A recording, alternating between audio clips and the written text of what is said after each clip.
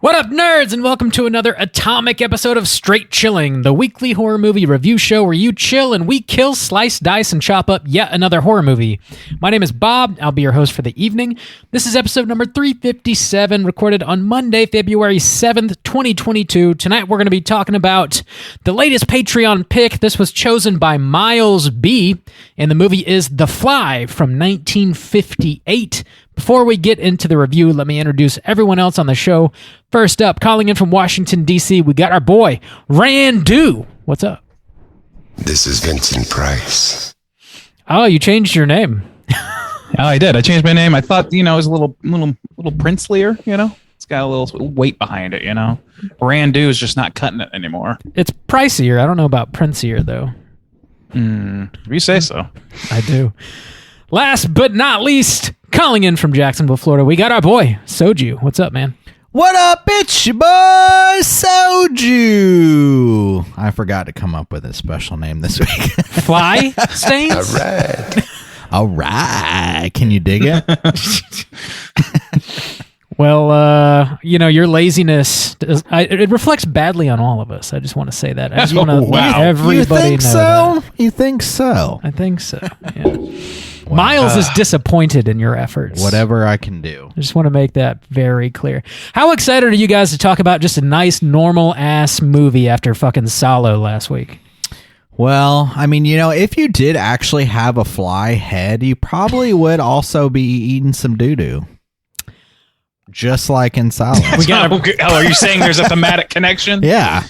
This is okay, Solo cool. 2? Is that what you're saying? Solo deuce. But it came out way before Solo did. Yeah. If you want to know the terrible things we're talking about, refer to last week's episode. 356. Never watched that movie. Just listen to our show. Thanks, Miles, for picking this week's flick. We definitely appreciate the support. But before we get into the review, let's tackle some housekeeping real quick. Here's another reminder. We got our March poll pick currently posted on our Patreon website. If you support us at the $5 level or above, you get the chance to vote on a movie we're talking about this March. The theme for March is Nasty Nola. And the three movies to vote between are The Skeleton Key, Interview with the Vampire, and The Beyond. Bob? Yes. This was a tight race last time we checked. How they looking? It's even tighter now. So tight. What's it looking like? So right. Thank you, Vincent. Appreciate that. Dude, those Vincent Price bumps are classic. They are. They are. They're nice additions. Yeah. I did not add that. That's not tooting my own horn, but we tooting had, Bob's horn. Toot me Heartily. Baby. We hadn't used those since I think our Tingler episode, which was like 200 shows ago or something like that. Yeah. It's been a while. But regarding the numbers on the March poll pick, last time I checked, The Beyond and Interview with the Vampire were tied, and Skeleton Key was behind them by just a single vote, so it's very tight. Wow. Very tight. Well, that is. It's been a while since all three, are super close. Mm-hmm. Yeah. I don't know. Didn't we have one a couple of weeks ago that was this I way? think Or a couple months ago? the Christmas poll, I think, was pretty close in that same kind of way. I think, but I could be I think wrong. so. I mean, I think we've had a couple, but regardless, it's good to have a competitive race in the mix here. It's not often all three are normally so close. Yeah. I just want to clarify the theme one more time because I feel like it's Nasty Nola is clear to everyone out there. Yeah, if you're unaware, Mardi Gras Fat Tuesday falls on March 1st this year, so we went with three movies that are all set. Three movies that are all set in the city of New Orleans. That is the theme. Make sure you get your votes in before the end of February. We'll see what movie we're talking about this March. In other Patreon news, here's another reminder. We dropped a brand new mini-cast last Friday. If you support us at the $10 level or above, you get access to a whole host of bonus episodes that are specific to Patreon. Most recently, Juice, you were talking about a movie called The Medium. Yes, and I would like to clarify. In the mini-cast, I got it correct. But on last week's episode, I got it incorrect. So this is a tie film that came out. It's on Shudder right now. That's where I watched it. It came out last year, and it is a Thai film that revolves around possession. It's also kind of like a found footage faux documentary style kind of setup. But it's pretty interesting. It's pretty solid. Check that out on Shudder now, and then you can listen on Patreon to my thoughts. Absolutely. Slam that into your ear holes, please. Yeah. That's all we got for Patreon news. In other news, though, we're going to be doing a Joe Bob watch party this Friday. That's February 11th at 9 p.m. Eastern Standard Time. Joe Bob is doing another double feature on Shudder. And if you're unfamiliar, we've been doing this for the past couple years. Anytime Joe Bob does his thing, we'll post a link to join us on Zoom just before showtime. And we stream whatever movies he's showing there for you, and we also just chat about them in the Zoom chat section. It's usually a pretty good turnout. It's a lot of fun. We crack jokes. We watch some weird movies, and I definitely recommend swinging on by this Friday, February 11th at 9 p.m. Eastern Standard Time to join us. It's good. It's great fun. I mean, at that point, why even play them? I don't know. It just, I was setting you up, but it's fine. It's fine. By saying it. It's fine. You guys.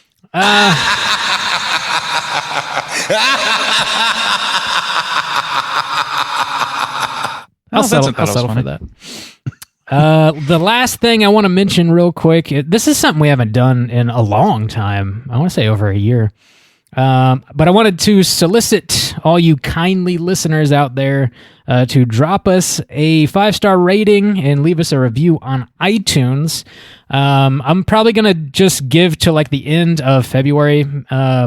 And anybody who does so is going to be automatically entered in a raffle for a Straight Chilling prize package. It's definitely going to be, it'll have like Straight Chilling merch and stuff in it, but I'm going to load it down with some other neat stuff that is definitely going to be of interest to you if you're into horror. So yeah, like I said, probably just the next few weeks or whatever through the end of February, leave us that 5-star rating and a nice little review, and we would certainly appreciate it. We would appreciate it. Some people don't care for this podcast and have let us know all about it. You can always tell the episodes after we get a negative review on iTunes because there's much fetching. Please, God. That's all I got. You guys have anything else? My house is clean. All right. Our houses are... I do. Oh, yes. Yeah, something very boring. I do. For it. I know. Don't go. Randy, tell us about your filthy, filthy house.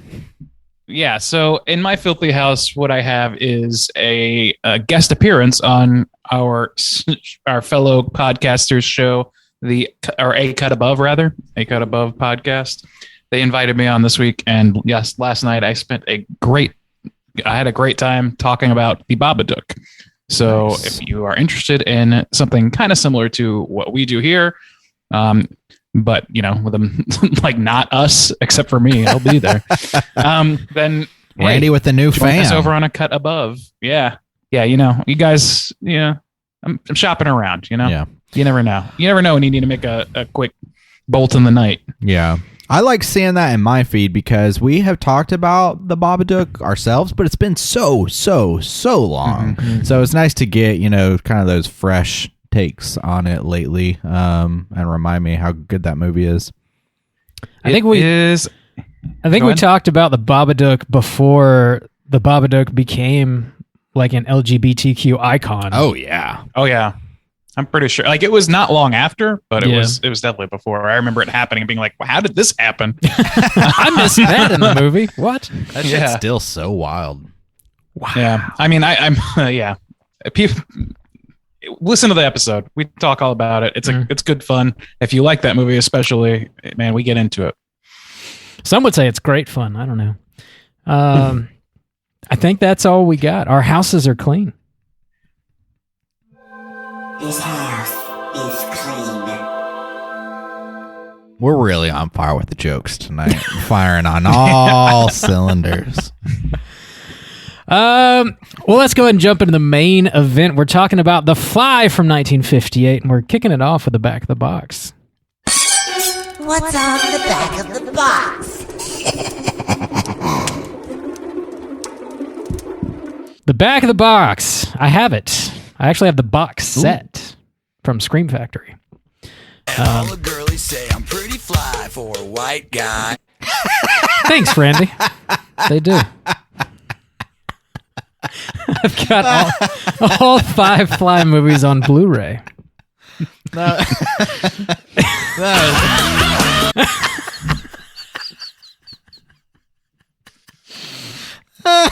Don't act like you're not impressed. That's got to stick around. Does it? The Fly from 1958. This was directed by Kurt Neumann. It was written by James Clavell and George Langeland. It was actually based on a short story by George Langeland.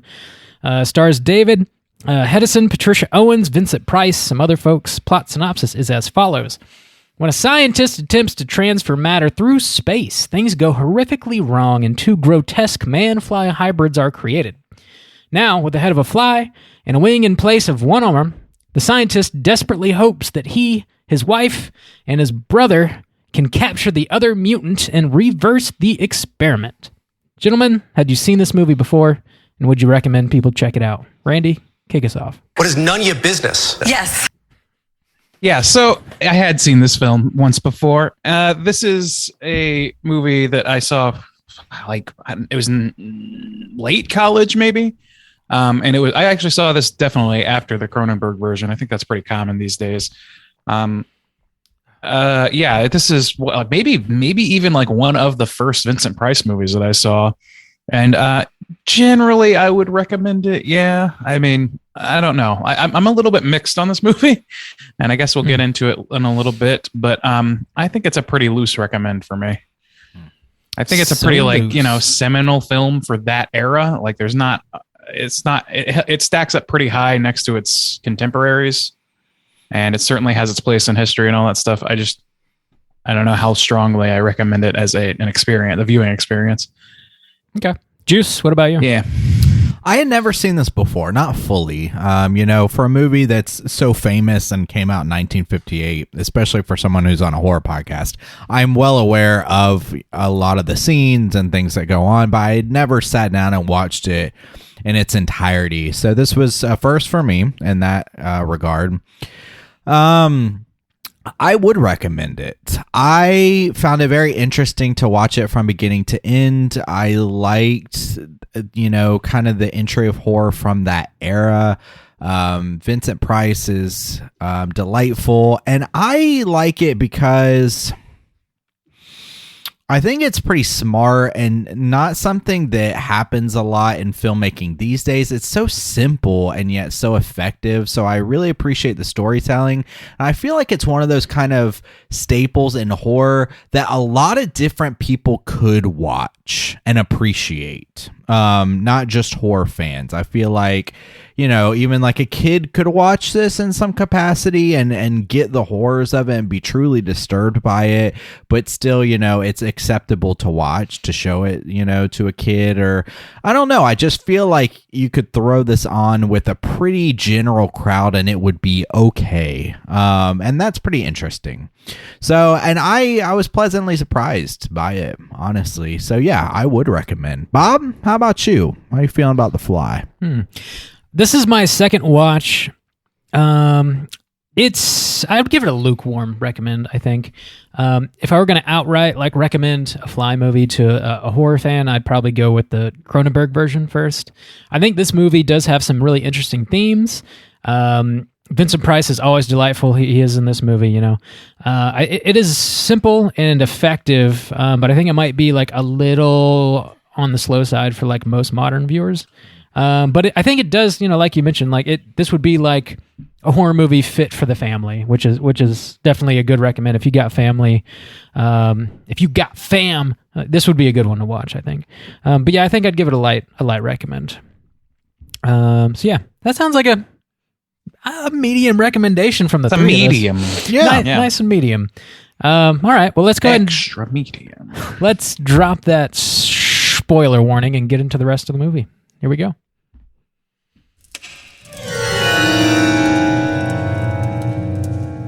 Spoiler warning.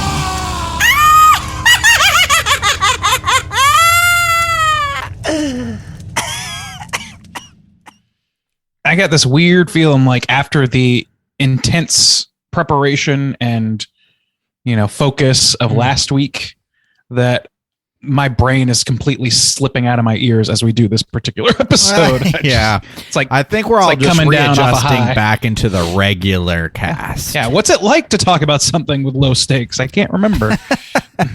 Not be on your guard constantly. Bob, you Yeah. got that plop synopsis? I got the synopsis. Okay, And hit me with I'm it. about to plop it. Here we go. Should be pretty short. Yeah, it is. In Montreal, Canada, scientist André Delambre is found dead with his arm and his head crushed in a hydraulic press. His wife, Helene, confesses to the crime but won't provide any details. She also becomes obsessed with flies. She claims there is a white-headed fly buzzing around the house. André's brother, Francois, lies to her and tells Helene that he's captured this white-headed fly, so she will tell him what happened to his brother. In a flashback, we see André, Helene, and their son Philippe. They are a happy little family unit. André's a scientist working on a teleportation device. He starts transporting small inanimate objects and slowly works his way up to a cat, guinea pig, and eventually himself. After he doesn't come up from the basement for a while, Helene goes down to check on André and finds him wearing a cloth over his head. He begins communicating with her only by typed letters and knocking. It's eventually revealed that when he teleported himself, there was a fly in the chamber as well, and their atoms became mixed up, resulting in André having the head and arm of a fly. The fly also has a miniature version of his head and arm. André asks Helene to capture the fly so they can reverse the process. André's will to live then fades as the fly's instinct slowly takes over. He smashes all of his lab equipment, burns his notes, and takes Helene to the family factory. He dials in the settings on the hydraulic press and lays beneath it. Helen then activates it, and it crushes his head, but his arm falls out. So she resets the machine and activates it once again. Upon hearing the confession, Inspector Charras deems Helene insane and guilty of murder. As she is being hauled away, Philippe tells Francois he's found the white-headed fly trapped in a spider's web in the garden. The inspector and Francois go to check the fly out, and indeed it has André's head and arm and is screaming for help. As the spider descends upon the fly, the inspector bashes it with a rock. He then decides that nobody will believe them if they tell the truth, so the inspector rules André's death as a suicide and lets Helene go. Roll credits. There you go. Yeah. I don't know. I guess maybe because you guys were more familiar with this movie, I was impressed by it because of its timing of when it came out. It just felt like good old-fashioned kind of storytelling, where you're limited in what kind of effects or crazy stuff you can do, and everything that you have to do in this movie, they do it in such a believable-esque kind of way that, the limited effects you have to do, and they kind of like really focus on specifically, the fly head and arm when it is actually revealed, looks solid and good enough. And then I think everything surrounding it is, I don't know, like pretty believable, or it's simple and focused and accomplished in a very kind of like neat way. That was refreshing to see that for me. It has a quaint kind of feel to it. It's I think you would consider this like part of the like atomic age of horror, post World War II, in the right in the 50s. So there's a lot of like right in the 50s. There's a lot of like giant creatures, like mad scientist themes, like science gone wrong, and like Godzilla. Yeah, exactly. Godzilla being the chief of Big them one, all. yeah. But like movies like that feel quaint, I think, because people living in 2022 relate them to the 1950s. It's like I don't know, reflecting on the 50s, like just looking at the characters in this movie, like the way they're living before like all the crazy science shit goes sideways. It's like a very quaint little happy family, and they're like hanging out on the back lawn and sipping their Arnold Palmers, and they've got a cute little boy running around. They're dressed very nice and neat, and they've got a They are maid. affluent. Also, yeah. This is is this France? Correct me if I'm wrong. No, that's Canada. It is okay. Yeah, okay. Oh, okay. set in That makes a Canada. lot more sense. 'Cause, Yeah, like yeah. all the French names, and then I'm like, nobody is even remotely attempting a French No, accent. they're here. in Canada. Okay, So it does that make makes sense. a lot more sense. Yeah. Okay. Yeah, All right. this whole movie That bothered me. has kind of like a quaintness to it. And one of the pieces of trivia I'll throw out real quick was like this. The short story I mentioned that this movie is based on was a short story that was featured in Playboy magazine back in the day. So it's like even of the time, people were reading Playboy for the articles, not just for the news. It's for the articles. Yeah, It's for the screenplay. I'm jerking it for the articles. of for the course. screenplay. Damn.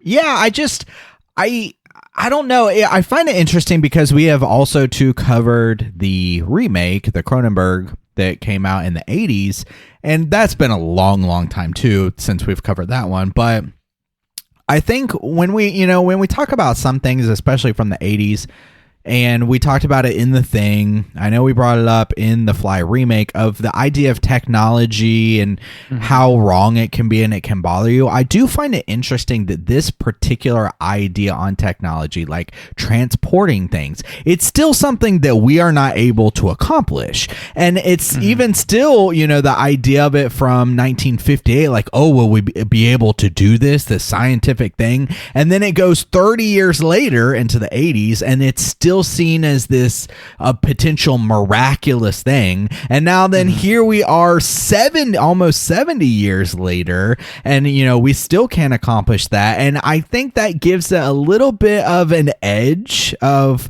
we still couldn't do this or whatever. Yeah, well, it's less of a hurdle to jump. Where in the Fly, the 80s version, one of the things that stuck out is that the telepods have this computer that operates more like an assistant or a secretary, than like an actual person with logic and shit like that in their minds, rather than a binary code system, which to us as people who work with computers every day, it seems laughable and silly.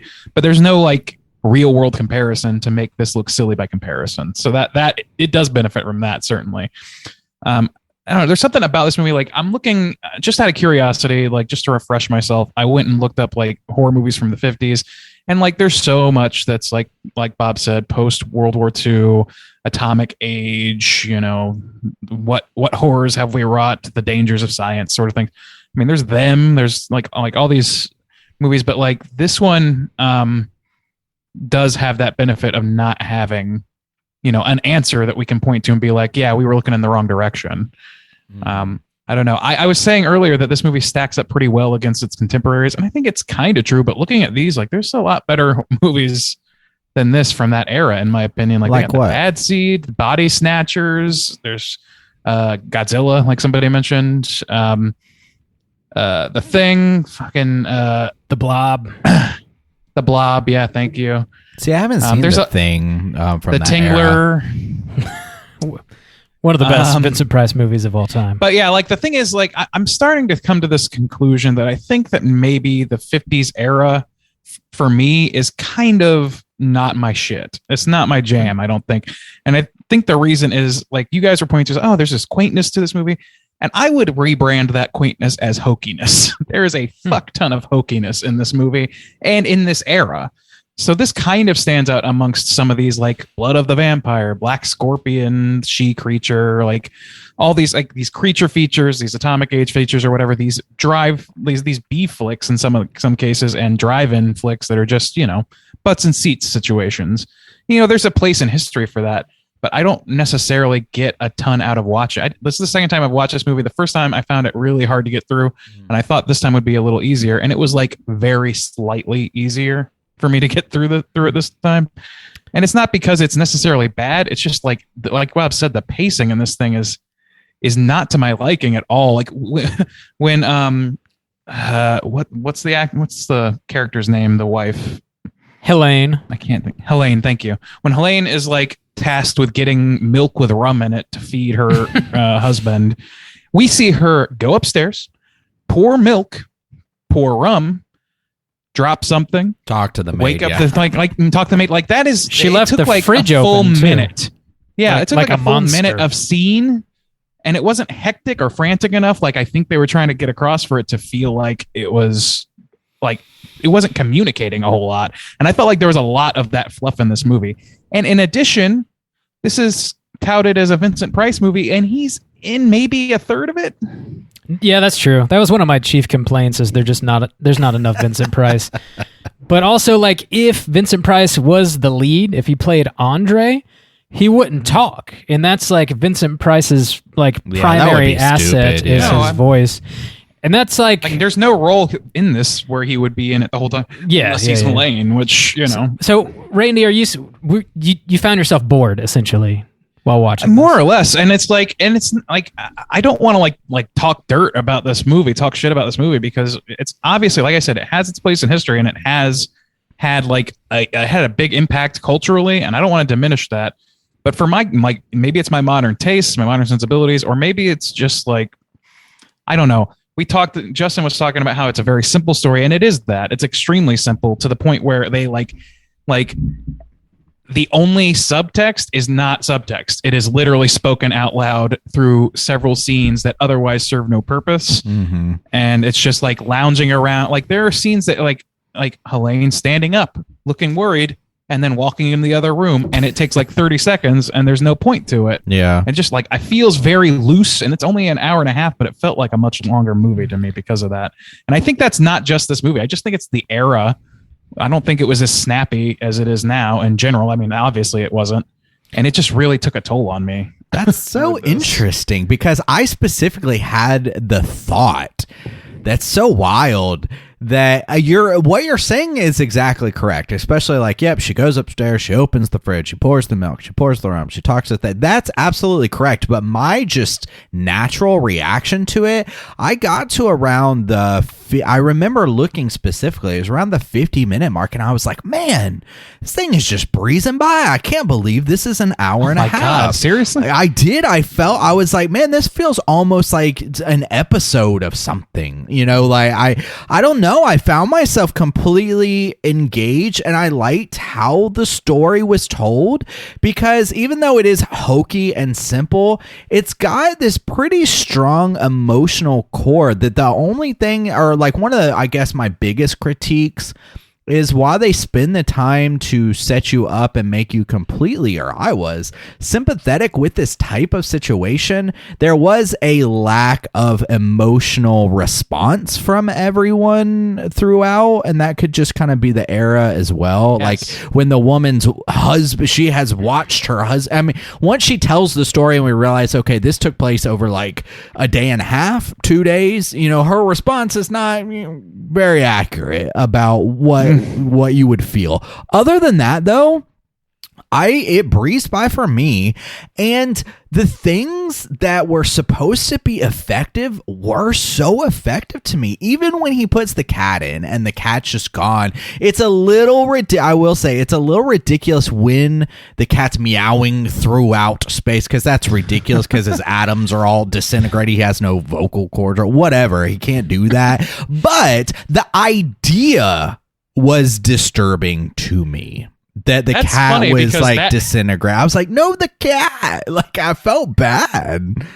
Like, that's so fascinating to me, because that, to me, like, I felt bad for the guy. Like, that was one of the more effective parts of this movie, that particular scene, because I had just forgotten it. And so it came with the punch of me, experiencing it almost like the first time.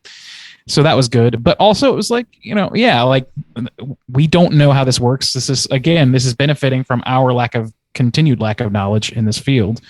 And so like having the cat like meow off screen, it's like this Schrodinger's cat thing going on that could totally, like, it's fine. Like who's to say you can't hear a cat on another plane of existence who's split between dimensions or whatever? Like, who can say? So like, yeah, it works. And like the existential terror of that is more effective to me than just about anything else in the movie. I don't know. Like you said, you nailed it when it came to like people's reaction to this movie are so demure and so I don't know what it's like. It's Leave It to Beaver. Like nothing really bothers anybody except for the big reveal of the head. That was a nice screamy moment, and that was like the moment that everybody like sees in clips and stuff and super cuts of movies.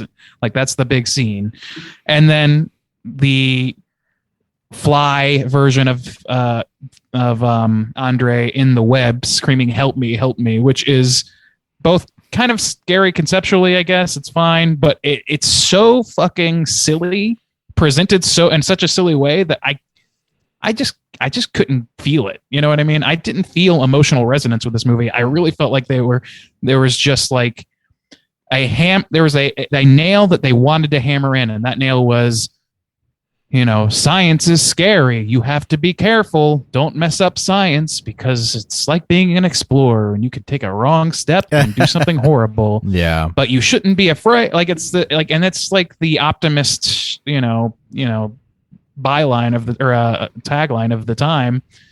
And that's all well and good, but they didn't even have to talk about it, and I already knew that. Like, and maybe it's because we have so many years removed that we know these themes back to front.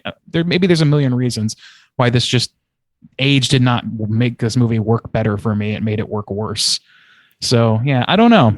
I wanted to add a little bit of context to the cat in space still meowing kind of thing. In the original short story, whenever Andre gets in the device for the second time and goes through it to see if he can undo his big giant fly head, there are still bits of the cat in there in the pod with him, so that when he goes through the other side, like in the movie nothing happens at all, but in the short story when he goes through for the second time to the other side, he comes out and he's got like cat stuff in his body now, and he's even more grotesque. That's looking. pretty fucked up. Yeah, so that is pretty fucked up. Yeah, I think like the original story is more in line with the Cronenberg film than this is. I think they kind of like dumbed down some of the grotesque descriptions for this movie. And I feel like it was just sort of how they made movies back in the day. Like I at that time, I don't know if there's any truth to this at all, but I feel like after World War II, people are like, let's just chill out, and like the themes are horrific. It's great fun. But it is great fun. Like the imagery on screen is not necessarily horrific and the people aren't losing their minds, but the themes are really kind of what the movie's about, and they're interesting and they are very fucking scary. That's a good point, Bob, because that's actually exactly how I feel. Because it's hard, because it really is, to me, I can completely 100% understand why Randy feels that way. But I literally had the exact opposite response, where I was like, where my critique is, yeah, people aren't reacting that way in this movie. However, myself, because this story is so simple, and I think they do almost the nicety so well, like I felt, the way that this woman and her husband are together, yeah, it's like super hokey and over the top kind of like lovey-dovey type of thing, but when I had to feel something, I felt everything that everyone else lacked. So like when the cat goes through, I felt so bad for the cat, dude. When I was feeling even bad for the woman being in this position, because as you see it almost in that kind of real-time response, you're like, man, there's nothing she really could have done. Being able to completely empathize with someone being put in this position, man, one day, literally, you're loving your husband, everything's going good, you're gonna have lunch the next day, and then like, boom, this fucking huge slight misstep just changes everything. And so I even felt bad about her being in the position of, you're being charged for murder. And then, man, when they reveal the fly head, I found that very effective. I was disturbed by the idea of Jesus Christ. If I stumbled in on someone I love, or, anyone, and they had a insect head, that was truly disturbing to me, because insects are fucked. So, I mean, I don't know. I had all of the emotional response within myself, it felt, and it was very effective to me. Interesting. That was my favorite scene. The big fly face like reveal. Mm-hmm. It's very because they had a full camera trick in that scene, which was like maybe the most interesting thing that they do camera wise in the whole movie. Where they like the slope where they have like the eye, the fly eye view. Yeah. Yeah, and there you see like Helene's head multiplied by I don't know 50 or whatever it is. Screaming head times a million. Yeah, I love it. It feels very classic when he first pulls it off. Before we see the fly point of view, it like the camera does this slow zoom into her face, and she's got her hands up to her cheeks, and she's screaming. Again, the word that comes to mind is quaint. It's just like this classic 50s like drive-in horror movie feel.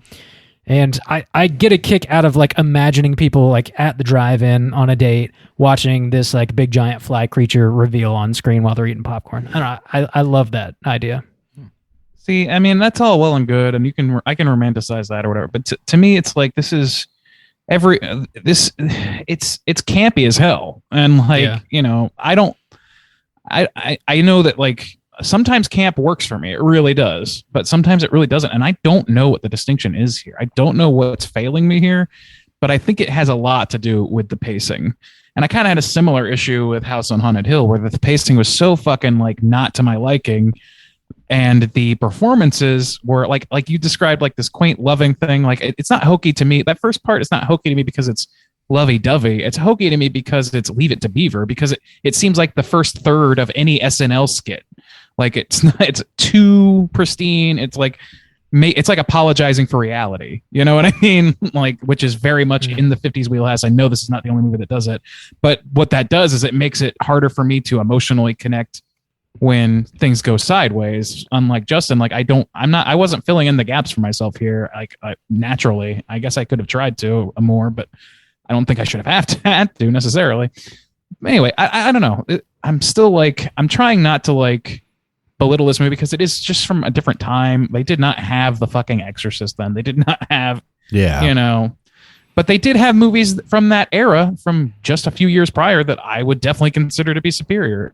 Invasion of the Body Snatchers is a superior movie. The Bad Seed is a superior movie. Even The Blob is a superior movie. And Godzilla is certainly a superior movie to this one.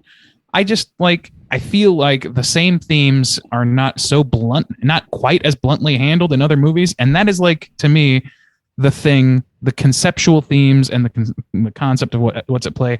That's the strongest thing about this movie. And it's harder to take seriously because of the trappings of the aesthetic. And I say all that as somebody who, like, I'm always disappointed, not always, but I'm generally disappointed in movies from this era because they also, like, the aesthetic of movie posters and advertisements of the time are like the coolest fucking shit in the world. I agree. Like, yeah.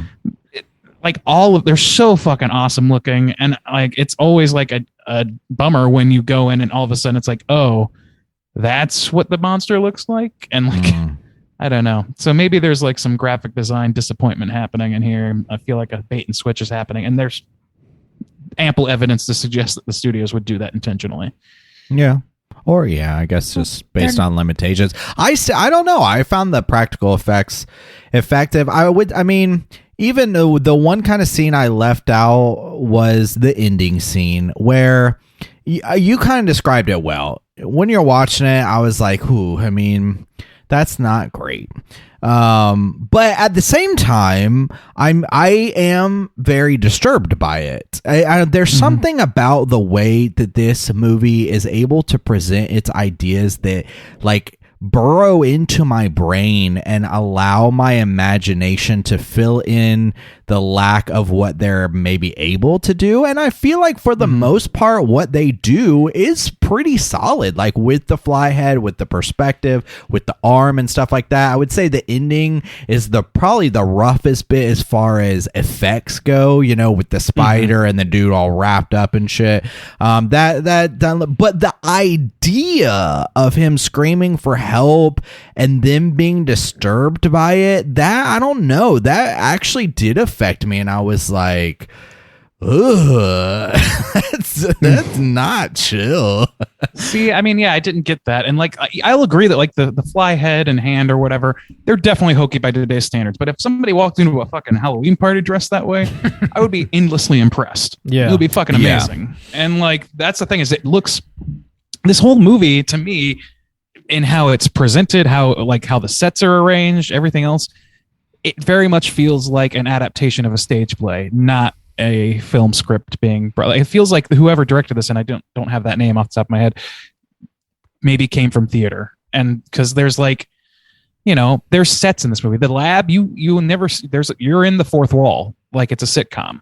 You know what I mean? There's something about the way that this is set up, and it's just maybe of its time in a lot of ways, but it really it uses the nomenclature of even worse movies it's to its detriment, whether or not it's, I've done a whole lot different, but when that's why that shot of the fly eye view is so effective, because they break the mold there. They're actually using the medium instead of putting a camera down and filming a stage play, which can work in its own merit, but your ideas and your acting has to be stronger than it is in this movie. And it's just not that strong, in my opinion. So Kurt Neumann directed this movie, Randy, and he directed 69 films. There's a few shorts in there. 69 dudes! 69 dudes. But yeah, he started directing in 1931. He wrote a bunch of stuff too. So I don't know if he has any history regarding stage acting or stage direction, but it looks like he's just a technical difficult. Well, I think he's just well versed in directing B pictures, very low budget stuff. And this, I think, was probably one of the higher budgets he had to work with, and it was still, I think, like $400,000 or something like that. So it's still pretty small. I don't know. But, I mean, regarding the effects of this movie, though, they don't hold up for today's standards. But when I watch a movie from the 50s, that's kind of about what I'm expecting. So when the reveal happens, I wasn't disappointed, and I just was like, oh yeah, that's how they were made in the day. I don't know. I didn't have this disappointment. No. I dug it. Yeah, I mean, I get that. Yeah, and that's fine. I totally see your point, and I just don't know where the line is drawn between. Because I obviously wasn't alive at this time, between it being a budgetary constraint and it being a technical constraint of the era. And I think there's certainly a lot of the latter, a lot of it. And it's unavoidable. You know what I mean? Time marches on. But, all that said, it's, I guess the other thing is with movies like this, these sort of B-movie plots, B-movie directors, all that stuff, like creature feature stuff, Atomic Age stuff from the 50s. It's all very streamlined to be a consumable truffle, you know what I mean? And for the time it works fine, but for now it just really doesn't hit me the same. I don't know. I had another point, but I lost it. I'll come back to it. I wanted to speak on the pacing of the movie, but also just how the film is structured. So this is first and foremost, it's a monster movie, a creature feature. We start at the end. I think the way the movie begins is very striking and pulled me in immediately, like hardcore. We see this security guard walking into the family's shop, and there's a body underneath a hydraulic press, and there's blood everywhere. And then we immediately get a confession, and it turns out the confession is coming from the dead dude's wife. And you're like, what the fuck is happening? It's a mystery. It starts off as a mystery. We know who the killer is. She admits it, and she's got a cool head about it, but she just won't fill in any of the details. And I think that's such a great way to open this movie up. Because you're right there with Vincent Price and also with the inspector trying to figure things out, trying to fill in the details for yourself. And then we get this flashback where we see it all happen. And it eventually does become a creature feature, becomes what the poster tells you it's going to be. But you do have to wait a while to get there. So I could see somebody losing patience with it, but I thought the way it opened really drew me into the story immediately. I thought that was smart. I mean, it was ambitious probably for the kind of movie this is, certainly. I would like to, I've mentioned this several times, but this is yet another one that I became familiar with this story, with this idea and property and everything through The Simpsons. This is one of the spoofs that they did for their Treehouse of Horror. Have we covered this one yet? I don't think so. Maybe it's coming up soon, maybe this year, but I saw it first where, Bart does the same thing. He switches out.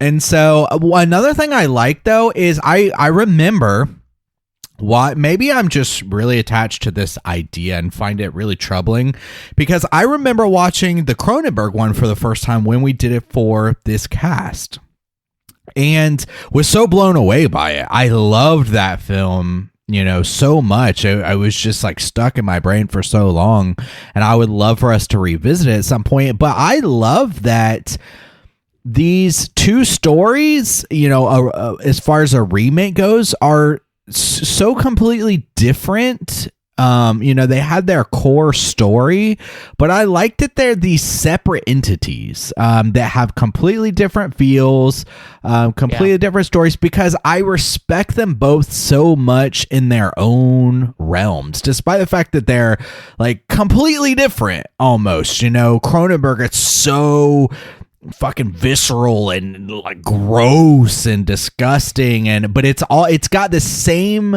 thread of disturbingness that runs through me, between those. I find that very interesting to transcend a story and a film series, if you will, that spans at that point 30 years, several different decades and several different understandings of technology, and even to reach me, then another 30 years later is and to still be effective to me. I'm like, man, that's just a damn good story, and I think something about it resonates with me and makes it so disturbing.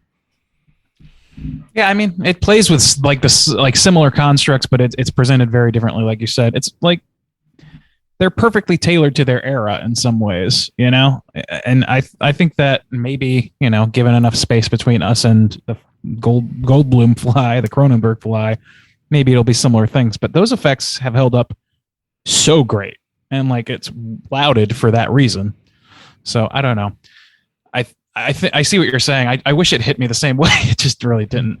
I'm looking here, like I'm still looking at different movies from this era, and it's like Psycho came out 2 years after this. 2 years after this. Yeah. And it was only like this movie, according to this, had a $500,000 budget, and Psycho had like an 800,000, something like that.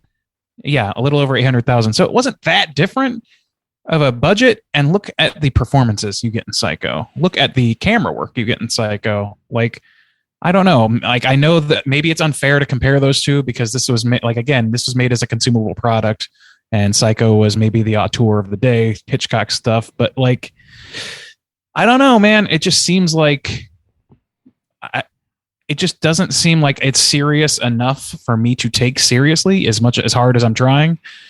And it doesn't seem silly or fast-paced silly enough for me to enjoy it on an entertainment level of like goofing on it or whatever. I would have to be in a room full of friends drinking and talking over it for me to really get the most out of this film, I feel like. And that's fine. I would be happy to do that. But that's not the experience I've had with it yet after 2 times. And it's with the like severe lack of Vincent in this, I think that's kind of like the death knell for my enjoyment. Yeah. I mean, I think it definitely is. It's not meant to be like super dire at the end. Like whenever they were actually filming the scene, Vincent Price and the inspector like had to do the take several times when they were looking at the fly with a tiny little head on it because they couldn't stop laughing when they were filming it. Yeah, so, I'll like, bet. it's not lost on the creators that like, this is somewhat comical in the end. And I'm sure that is a budgetary restraint. I don't know. Hitchcock is a different story, man. Like he just is, he does what he does, Hey, see, that's not the only director that was doing cool stuff at the time, though. I'm just saying. Yeah. Like the Seventh Seals. Yeah. Well, also like this, I feel like this is just like a slightly grown up B movie though. Like, this is a drive-in movie, like a B picture at a drive-in movie. And like, I don't think anything Hitchcock ever made was really considered that. I mean, maybe The Birds was like even a more grown-up version of that. But I mean, people were going to watch The Birds, not like the movie that came on before The Birds, Yeah. I don't know. I like the blend. I do agree with you to some degree though, Randy. Like this, just like for modern viewers, I feel like probably more often than not, you're going to be like a little bit bored at the beginning. And then, towards the end, probably a little bit more intrigued. Yeah, I mean, it's just, I don't know. I could go on and on about that, but I do want to say that this movie isn't like terrible. Don't get me wrong. Yeah. Like some, like you said, like the ambition of doing what they're doing on the budget that they have is very, very laudable. And I think Vincent does an okay job compared to the other actors in this. I just feel like it's a very blunt movie. Yeah. I don't know. Anything else you guys want to touch on before we give our ratings on this one? There was one more concept that I didn't touch on, talking about how the ideas really stuck in my head and disturbed me. Also, the idea, I couldn't stop, and maybe it was just my imagination running wild through the slower parts of this film. And maybe that's kind of what I like about it, is where they present me with an idea, you know, some little things are going on, we're chasing a fly or whatever, but I have time to, within the film, reflect on how truly terrible this would be. Maybe, and my imagination's going wild. But the idea that the man is conscious but has the fly head, like, oh shit, I'm gonna fly, this is not okay. But also, and then I like, you know, where we start to see the idea of the fly taking over, because then you have to, then my mind wants to be like, okay, well, over here there's a fly, but it's got the man's body, so I'm like, well, how much is he conscious in that body after he's destroyed over here? Because this scientist was still typing and shit, but this fly over here is saying, like, fucking help me, and can see a spider coming at it. And I don't know, man. It gives me too much room to fuck my brain. I'm like, oh, this is all so terrible. But I feel like attached enough, I guess, because everything was so pleasant and almost picture perfect beforehand. It feels that much charming, of like, you had all the money, a beautiful loving wife, great son, and then you're stuck with a fly head, and like, that sucks. Like, that's horrific. And I don't know, I like just being stuck in that kind of pondering mode of, what would that be like, and how would it work over here? I don't know. That's just how I had. That's how I experienced this movie. It was a lot of fun for me. That's so. I mean, yeah. It's just I didn't experience. It's a great time. To me, this movie was like fucking. To me, this movie is like, you know. I'm sorry, Bob. Go ahead. I just wanted to add something to Justin's point. I think the main reason this story seems sort of like timeless, I guess, is how you might want to describe it, because, you know, worked in the 50s, worked in the 80s, like we're talking about it now, and we enjoy it on some level. It's a love story at its core, and like, I think it's very easy for anybody to connect with the idea that you are unable to help the person that you love. You are helpless, you know, like you do everything you can, it doesn't matter, and you lose them in the end. And that's a fucking tragic story that I think anybody would be able to identify with. In a split second, you know, like, I kind of like that switch too. That's a good point of, like, you have it all, and just be like one misstep. It's not even out of, it's one thing that's kind of different about this as a horror movie. It's not out of like a maliciousness or anything. It's just some fucked up mistake that really sucks, you know, like just this 1 second and everything goes to shit. And like that, I don't know. That was effective for me. Curiosity vaporized the cat. Yeah. Thing is, I've seen this movie. I've seen that done, and I've seen it done much, much better. And in movies that aren't that much older not that much newer than this one, including The Fly, 80s Fly. I don't know. To me, like, I can like think myself into a lather, I guess, if I want. But if I'm doing that, I might as well just be reading the book. You know, I might as well just, like, there's no point in it for me at that point. If it's not selling, it actively preventing me from getting where the movie wants me to be, because because people are so lackadaisical about everything, because we spend, I don't know, half an hour hunting flies and not really getting anywhere with it, and just being really frustrated every time, you know, somebody, you know, does anything, really. Like, anytime there's quick motion, like somebody fucks up, and people, like, I guess, have no motor reflexes in the past. Like, they just can't fucking do like the basic thing they're supposed to do. It's just frustrating on that level. Why can't a woman do it? If for no other reason, catch the fly. Well, nobody can. Like, get me rum and milk. Oh, it happened to fly right out a little hole in the glass that's there for no reason, and I don't know. Yeah, We had to watch rum be poured into milk in excruciating detail. It didn't give me time to think. It gave me time to like try and empathize with this person who's acting really calm about a truly fucked up concept that's happening. What's up with the rum in the milk? I don't know. Is it to calm him down? Is it to like? No, it's I think it's I think maybe. I thought it was something like he's trying to tailor his diet to the fly. Yeah, the milk would suffice as far as nurturing himself, but the rum, I was like, maybe he's trying to quiet the fly voice, which made it even more disturbing to me. I was like, Jesus rum is also Christ. made of sugar. And that's part of it. Mm-hmm. That's what I thought. It's like, okay, so it's nutritional for both his man side and his fly But then side. he was eating steak later. I know, which is the thing that fucked me up because I was like, okay, so now he's eating. I don't know either. Based on that, I don't know. But okay, yeah, it doesn't really hang together that way for me. And eating and steak. of all the shit that they explain in excruciating detail, they don't explain things like that. That's annoying too. I thought it was funny, Randy, earlier when you were basically making a case to read the quote book is what you called it, but it's really just a short story in a 1958 Playboy. Go ahead and buy that. Classic Playboy. I wonder how much that shit sells for.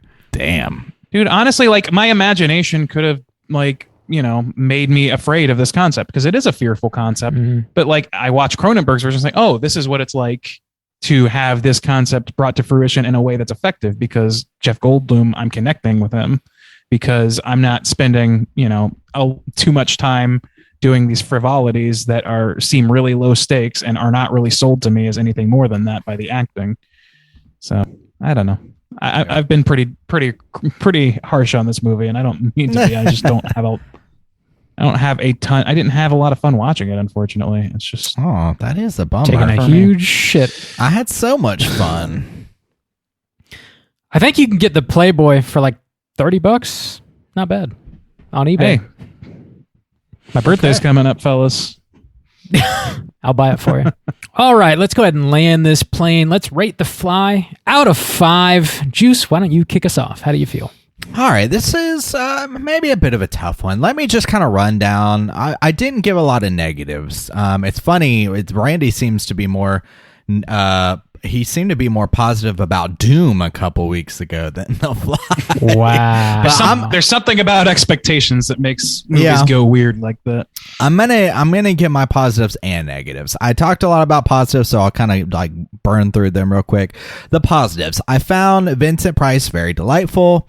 I liked I know this is a particular flavor. It hit well with me. I don't know. I like the kind of dreamy, almost like Randy said, that was a good phrase, apology for reality, that kind of everything's great, because it seems like it makes the tragic worse for me.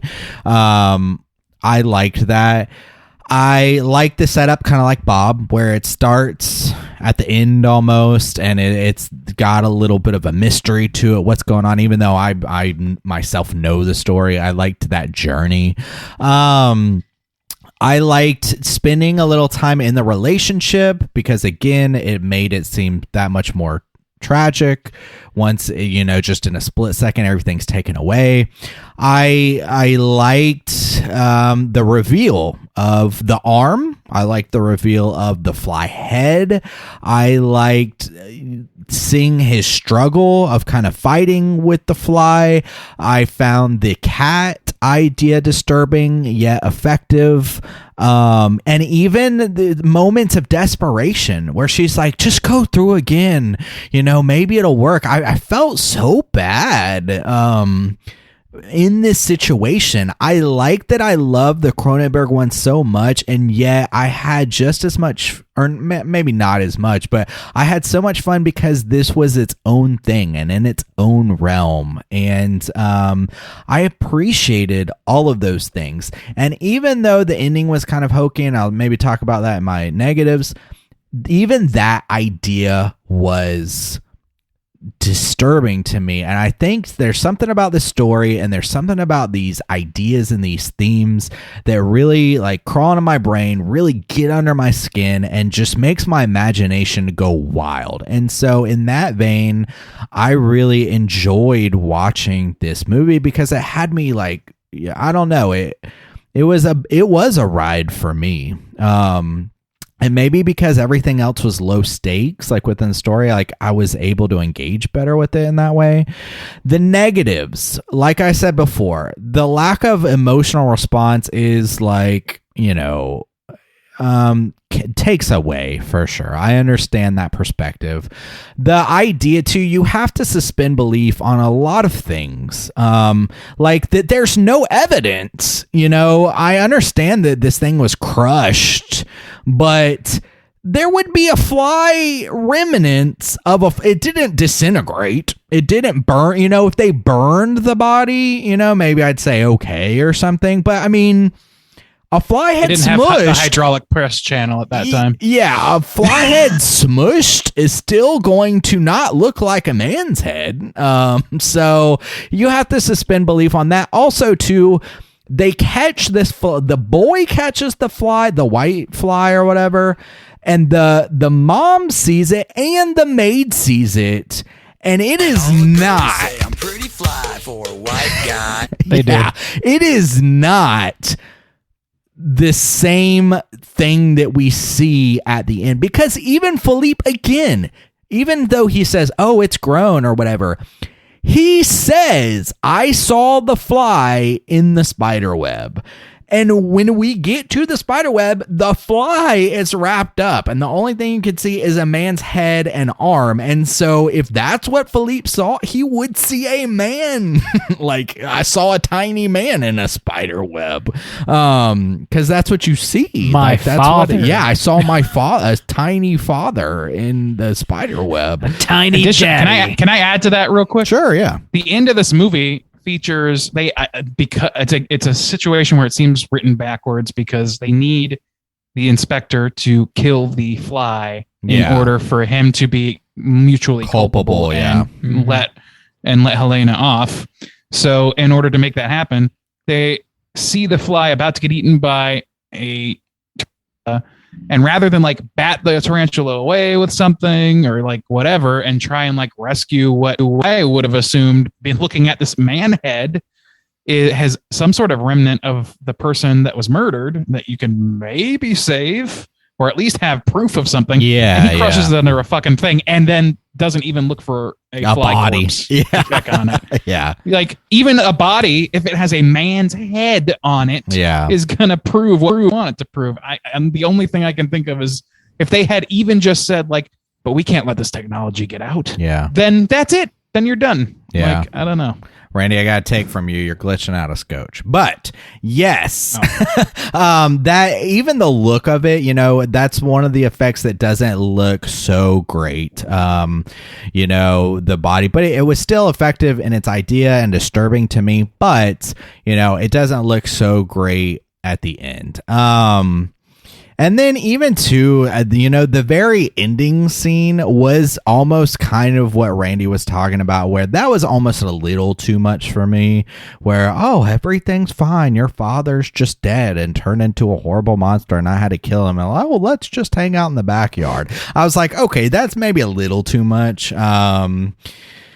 So I understand that perspective. However, from me, I really enjoyed this. I don't think I would prefer it over the Cronenberg one, but I did like it, and I appreciate that it's its own thing. I can dig on the flavor of this 50s style, and I think I really liked it. I'm gonna give it a 4.5 for me personally. Damn, I liked it. I really did. Wow. I like this story. I think it's just so fucked. Fucking insects are gross. Bob, I'm going to swing it over to you. Fly, 1958 out of 5. Well, there's a lot of positives to this. I think there's a lot of stuff to like. Vincent Price being number one for me. There's just not enough of him, but when he is in the movie, he's charming as he always is. I think I also just like thinking about like this moment in time. Watching these like literal B movies at the drive-in, like, kids going out and watching these like creature features in the 50s. It like that whole like era is very badass to me, even if at the end of the day, I don't really love the movies that came out in the 50s. I just like I dig that whole concept, I guess.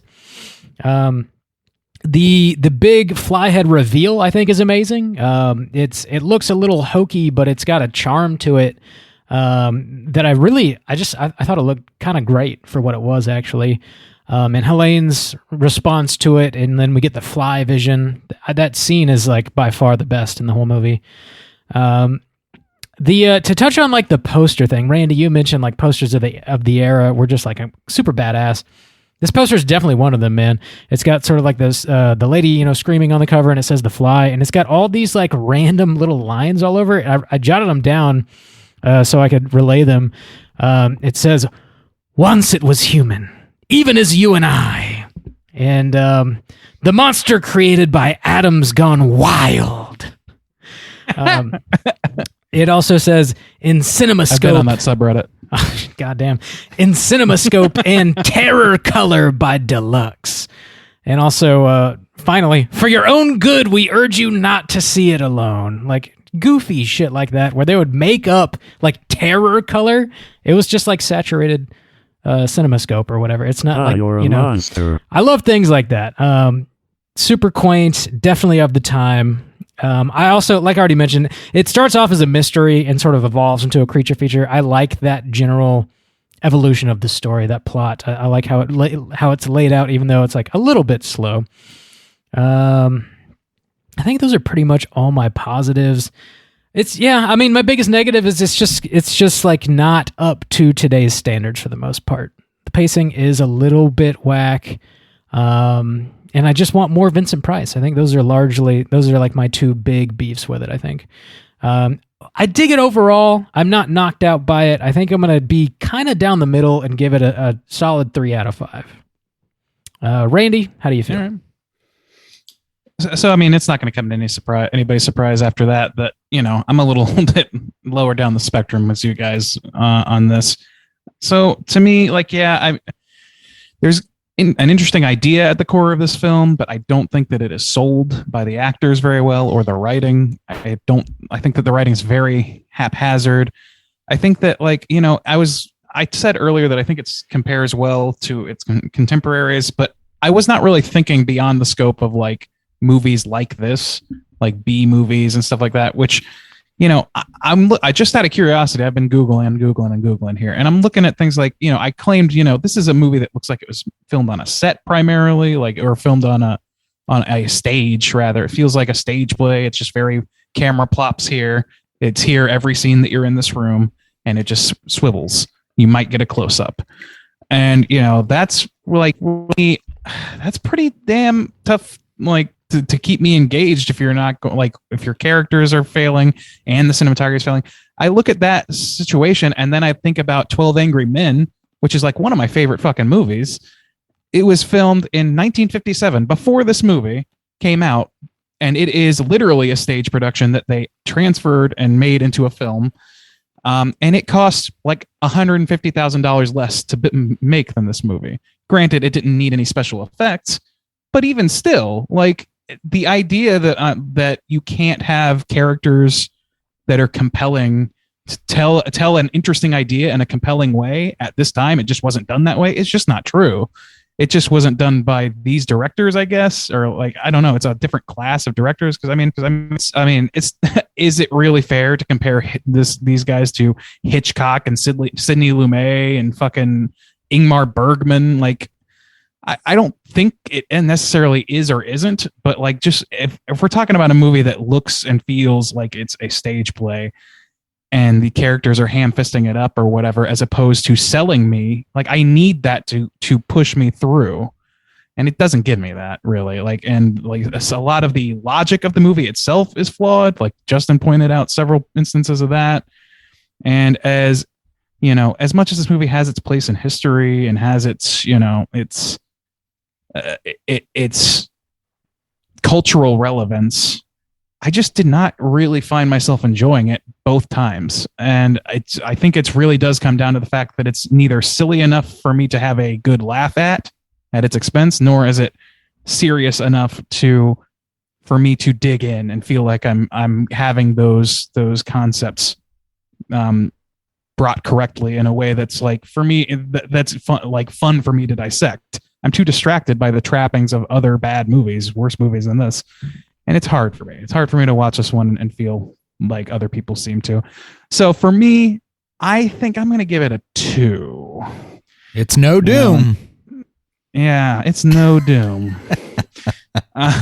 Yeah, I don't know. Like, I don't know how to keep. I don't want to keep harping on it or whatever. But there are a lot of movies around the time that this came out with similar or less budget than this that did it better, in my opinion. That did, even with these same concepts, and sometimes not. But like, if you have a good concept and not a lot of action, then you need really good acting and directing and cinematography to bridge that gap, and it just doesn't have enough for me. So, Boys, this is pretty rare where we're all over the place this week. Yeah, a wide spread here. So with Randy's 2, that's how Bob likes it, a wide spread. It's gonna put our aggregate at a 3.2. And with our rankings, we have to play Miles' opinion. So the past few ones have left us a email. But Miles actually called in. This is a new thing we're doing with our You Pick the Flick, where we allow the person who picked it to explain why they picked it and kind of give their general thoughts and rankings with ours as well. So before we start Rotten Tomatoes, let's go ahead and let Miles have a crack at it. All right, here we go. What's going on, guys? It's Miles here. So you guys are reviewing my pick this week, which is the original Fly from 1958. I really like the 50s as a decade in horror. That's when you had a real big boom in sci-fi horror. You had the Cold War going on, so you had a lot of horror about alien invaders, people from foreign places invading. And we're also in a post-nuclear world in the 50s, so you have a lot of anxiety around science, rightfully so. Science before that was, science brought you all the good things in life, and now people realize that scientists, have created technology where they can destroy entire cities. So I think people, the general population as a whole had this anxiety. They're kind of looking at scientists going, is anybody paying attention to what those guys are doing? And, you had a lot of science gone wrong stories in horror as well, which is what The Fly is. The most obvious nuclear metaphor is Godzilla, the original Godzilla, which is also from the 50s, which was another one of my picks. But I really like this movie. In the 50s, you had a lot of the sci-fi horror that got remade in the 80s. So you had the Thing from Another World. John Carpenter remade that. You had The Blob, which got remade in the 80s. I think in those cases, the remakes are better, in my opinion. I think they than the original ones. I think they improved on the original 50s movies. I don't think that's the case with The Fly, though. I really like Cronenberg's Fly with Jeff Goldblum. I think it's a great movie, but I'd put it on the same level as the 58 movie. I don't think it's necessarily better. It has the better special effects, it has the body horror, but I really like the plot of this one. I love the murder mystery. I love all the actors. You got Vincent Price. He's killing it. Just the way the story's laid out, the tension with them trying to find the fly with a human head. I really like the way this one's laid out. It's what I like to call highbrow schlock. So it is a movie about a man with like a fly head running around. But it's backed with a budget. It has a real budget. It has big studio backing. It's well acted. Everybody's taking the material seriously. Well directed. It looks great. The special. Stand by for reel 2. Okay, part 2. I got cut off. I like this movie. It's really good. Where was I at? I had some notes written down for it. It's really good. I hope you guys enjoy it. something I realized this watch around. I didn't pay attention to it when I watched it before. The cat at the beginning, that kind of the watchman, like the guard, he picks it up and he goes, "Oh, you're looking for Dandelo. I'm afraid she's found another." And never paid attention to that until now. Dandelo is the family's cat that got zapped up into space. So I think it's probably the most tragic thing about the movie is that that cat is never going to find his girlfriend, and there's nothing more tragic than lost love, in my opinion. I think that's the real horror. But yeah, hope you guys like the movie. Keep up the good work. Love supporting you guys. Keep chilling. Damn, Austin gave us an out of 5. Oh, yeah, that's true. Well. Yeah. Call in next week, Miles. It's probably a 5. Yeah, he likes it. Yeah. I mean, I think to me it's madness to put this on the same level as the Cronenberg Fly. Madness, I say. It's just like I don't see the acting in this. I just don't. And I know that it's a product of its time or whatever, but I've seen other products of this time where the acting is impeccable and incredible. Like so what? Can you list them again? I can't. I can. A single one does not. There's a lot of examples. Nothing comes to mind. A lot of examples. Thanks anyway, for choosing this movie, Miles. We really do appreciate the support, man. It's a solid pick. I don't think I'd put it on the same as Cronenberg's either, but it's got a lot of themes that I think are timeless. And it's interesting how the movie starts off with the cat losing its love, and then that just happens with the humans. Like I definitely didn't catch that. So I didn't really either. Yeah. Thanks for throwing that bit of info at us. See, it's all about can't help your loved ones. It's fucked up. It's all about that wide spread, eh, Bob? You gotta have a nice wide spread. Let's go ahead and jump into our Rotten Tomatoes segment, see what the critics and users think about The Fly. Certified. All right, ladies and gentlemen, this is the segment of the show where I'm going to have these two gentlemen guess within the best of their abilities what the critics and users on RottenTomatoes.com think of 1958's The Fly.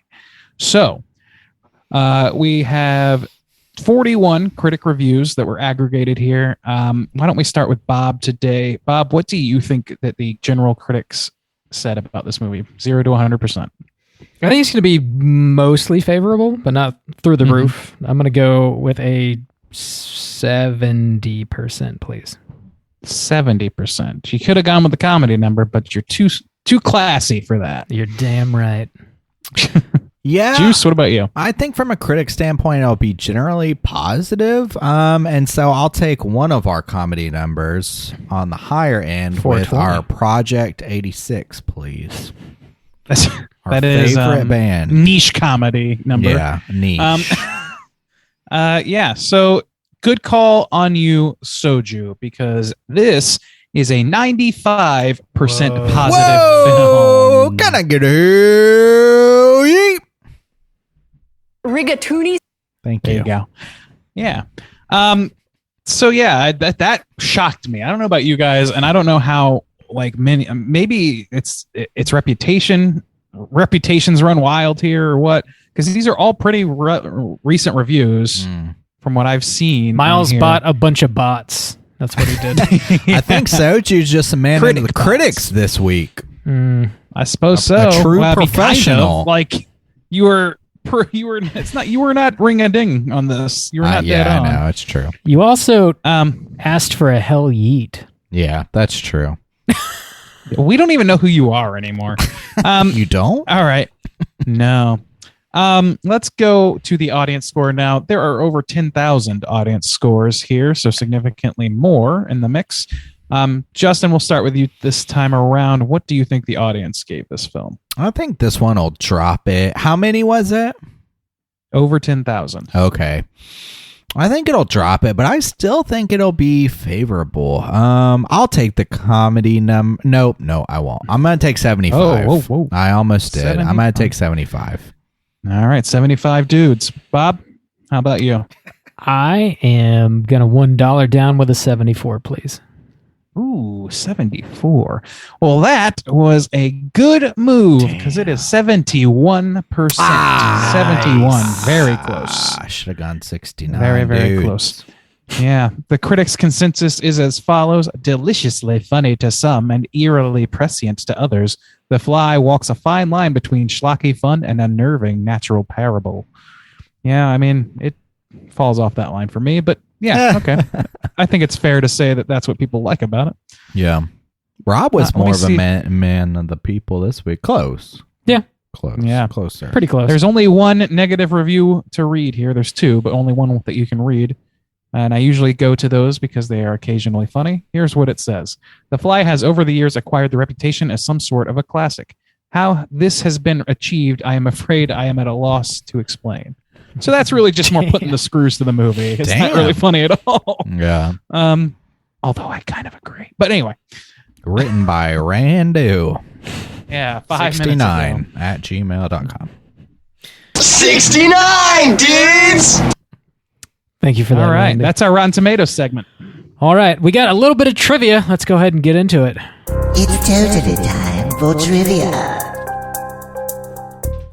Alrighty then, here's some trivia that I found about The Fly.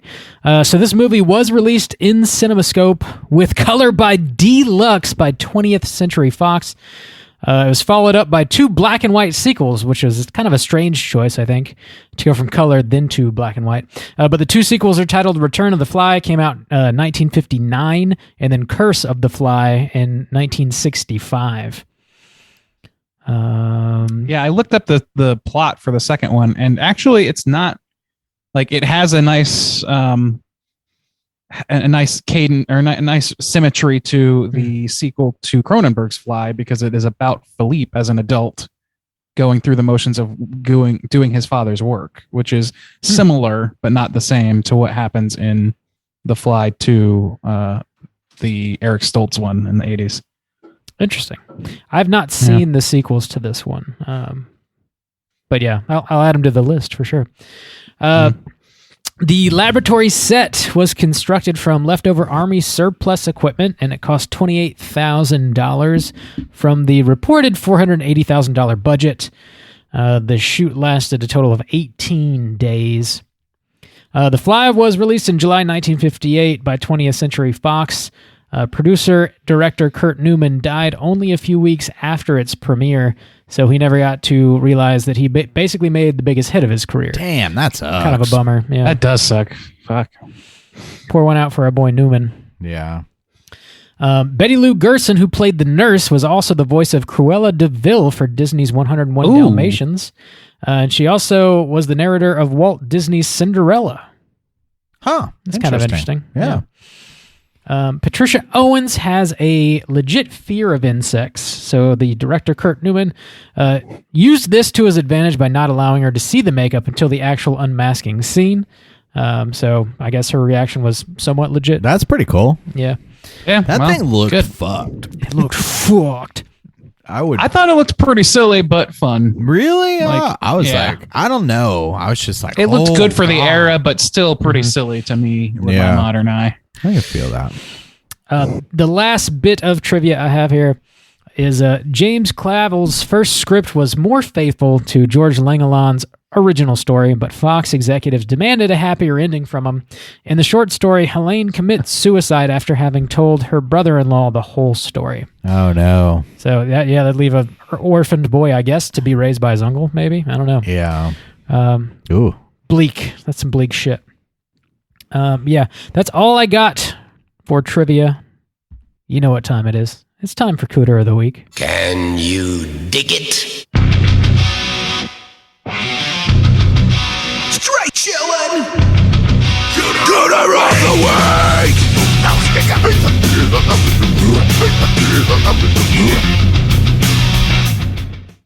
Juice, what is a cooter? Why do we hunt them? Cooter is a character type in a straight chillin' exclusive. Cooter must hit 3 of these 5 points to be considered a cooter. We want the cooter with the most points. The 5 points are sexual deviance, manipulation, smug arrogance, overall looking attire, and overall patheticness. Boys, I am doubtful that we're going to catch ourselves a cooter this week. Oh, yeah. I think that everyone in this movie is an upstanding person for the most part. Just There's like literally not even a villain. society. The inspector's like the only kind of suspect guy, I think. Really? Yeah, when he like bashes the fly in the end, and like he doesn't believe anybody, and like I don't know. I mean, I guess Vincent, I can't believe he doesn't believe the man turned into a part fly. I would believe. Also, Vincent Price does lie to his sister. I got a bridge I can sell you. Yeah, he sort of manipulates her, but he's really just trying to figure. I mean, it's out of concern. Figure out why his brother was murdered. The way that she's acting, like, and she's intentionally trying to act insane, so it's not like, it's not untoward. Even like it's warranted on every level. I think even she would agree, except that it fucks her at the end because once you get the whole story, then if Philippe hadn't seen it in that web, then it would have been kind of the same ending, except she's going to prison. Yeah. Maybe it's Philippe, that little shit. Damn, Bob. It could be the fly himself. Yeah. No. I guess, but here's a question, actually. This is not Cooter related, but I'm curious. Oh, maybe it is. I don't know. But the fly at the end that's saying, help me, that has Andre's head or whatever. So we know that the man-sized fly-headed version had his consciousness, at least for a while. Yeah. And then eventually gave into I was pondering. Oh. So I'm wondering what's going on with this little fly. Is that is the fly having a similar brain reversal? Because he's able to speak English. Yeah. So he wouldn't know that unless he had a human mind. So I always took that to be like, oh, it's Andre. He's somehow still alive because of this thing. He was kind of cloned. And that's all well and good. But it also is like, if he went through the same motions, then maybe that explains why the fly had just a white head to begin with. It's sort of like brundled its way into being man. It could be. I thought also too a little bit, once I thought about it a little bit more, what they were implying is it showed that Andre his intelligence was disintegrating and the fly was kind of taking over. We see he even says it's getting harder to think. That's why he was like, we have to destroy it all now. We can't wait.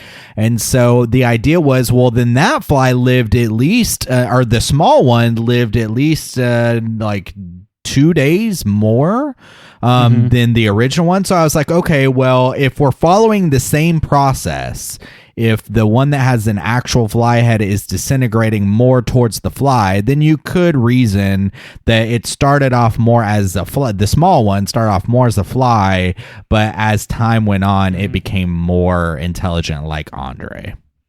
Yeah. With his specific memories, I guess, because otherwise I don't know how it's speaking English. Could be, yeah. You know what the real cooter is? Scientists. Whoa, Bob. Always making shit that can kill you.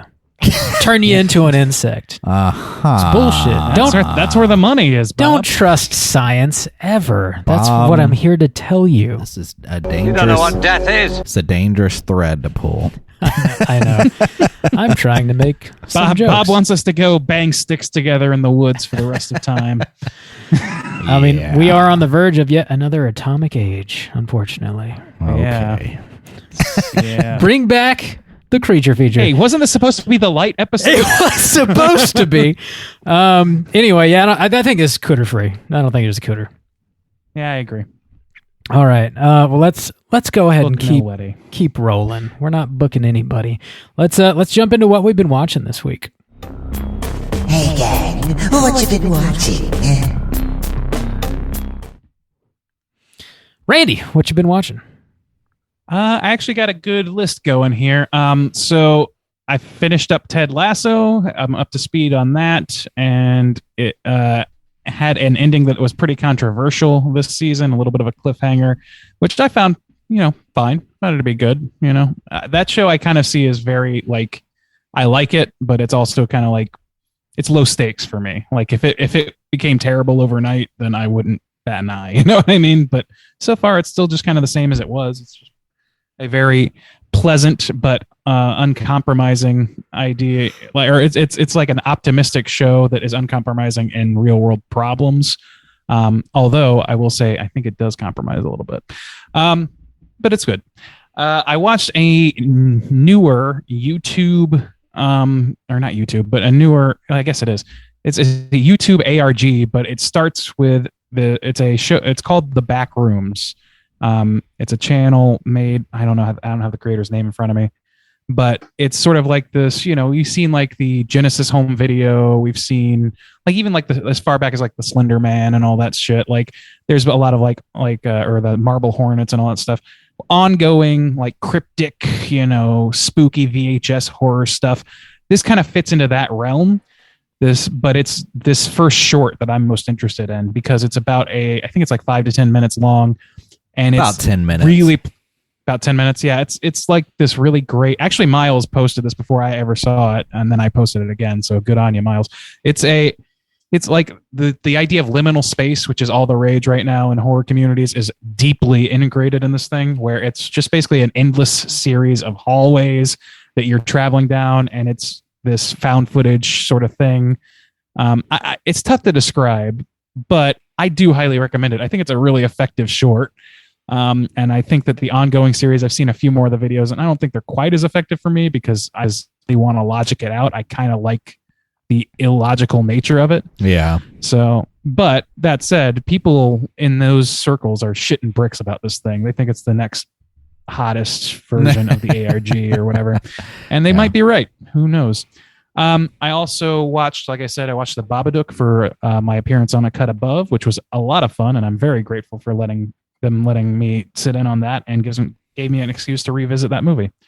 So listen to that for my thoughts on Babadook. Also finally saw Gone Girl, which Becky and I had a movie exchange night where we each watched a movie. We chose a movie that the other hadn't seen and then watched them in sequence as a double feature. It was a lot of fun. Gone Girl was the one that Becky had seen and I had not. And the one that I chose was From Dusk Till Dawn.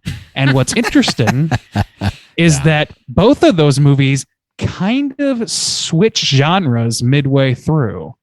Like they both kind of have this really significant schism, like at the halfway point, where it becomes an entirely different movie than you've been watching. And I think they were both really great. Gone Girl was very impressive. I mean, it's Fincher, I believe, right? Like, am I misremembering that? I don't know. I don't know off the top of my head. I think it's a Fincher movie, and I love Fincher. Let me look because I don't want to mislead people. But yeah, it was very well acted. I thought, like Rosamund Pike. After seeing her in Doom, it was like, oh, thank God! I knew you could act. I knew it. It is. She's basically it's Fincher. Yeah, it is Fincher. Okay. Yeah. Anyway, long story short, I'm late to the party, but it's good. From Dusk Till Dawn was a rewatch for me. Becky was very, very surprised at the schism that happens in that movie. If you don't know anything about this movie, please go watch it and do not look anything up about it because it will spoil it for you. How did she feel about the crotch gun? I feel like that'd be right up her alley. I mean, oddly nonplussed by the dick revolver. Yeah. But man, the look on Becky's face when the axe fell on the twist. Yeah. Man, it was priceless. It's great to be able to introduce somebody to this movie. And then last but not least, I got a chance to watch a buddy of mine, Zach, on Jeopardy. He did not win, unfortunately. What an idiot. No, he's like, he put out this fucking long ass, like incredibly long article about like his studying procedure or whatever. He's a data analyst, so it is like the most in-depth shit in the world, and I'm like super impressed that anybody can like make heads or tails of that shit. So good for him. Though he didn't win, he did leave us with this incredible bump. What is none of your business? Yes. It was incredible. Yes. Yes. So, thank you, Mayim. A little attitude there. What is none of your business? Yes. Yeah. That's what I've been watching. I'm done. I'm good. Sweet. Juice, what you been watching? I don't know why I'm doing it to myself. Maybe because I was just already in the pit. I figured I'd swim around in the shit a little bit longer. But I watched a movie that I was I don't think it's like as infamous as something like Sal or anything. But I was 2 Girls, 1 Cup. Well, that's private. Criterion edition. Bob's got it on pre-order. I'm waiting for that bad boy to come in. No, it was this movie that I saw recommended recently, and I was kind of asking people about it. It's called Baskin. I think it's a Turkish horror film. And one of the things that reputation. One of the things that intrigued me about it, I really love As Above, So Below, which is a weird kind of take on hell. Ish, it's not the typical fire and brimstone. It's more this kind of psychological thing of like, what could hell actually be like? And so Baskin kind of plays with that as well. This, different kind of idea of hell. I think I maybe hyped it up a little bit too much because I love As Above, So Below so much that I was like, I'm looking forward to some really interesting hellish ideas, and why they did deliver on some things. I thought they played it almost too straight in some ways, but it was interesting. Brutal. It's a brutal film, but it was interesting and a different take. So if you're, I don't know, looking for some crazy hell movies, then check out Baskin. So I watched that. I also watched Randy. I didn't see when Miles posted it, but when Randy posted, he said he posted it earlier. I believe him. I mean, yeah, there's a lot of things that skip my view on there. For sure, yeah, that thing there's a lot of messages in our Slack. But I watched it this time when Randy posted it, and I enjoyed it as well. I thought it was well done. I love the kind of aesthetic, and it's disturbing, and the graphics that they need to use were effective enough. But I agree. I watched like 1 or 2 of the other shorts, and I was like, no. And then I kind of read about the ideas surrounding this and people like taking it too seriously, and I was like, that kind of turned me off. I like the small portion of it, once you give too much information about something that's supposed to be mysterious, then it can become like kind of dumb, or some people like the sleuthing aspect, and that's fine. I can understand that. I've done that with things before, but to me it's too much. There's not enough return on investment for that for me.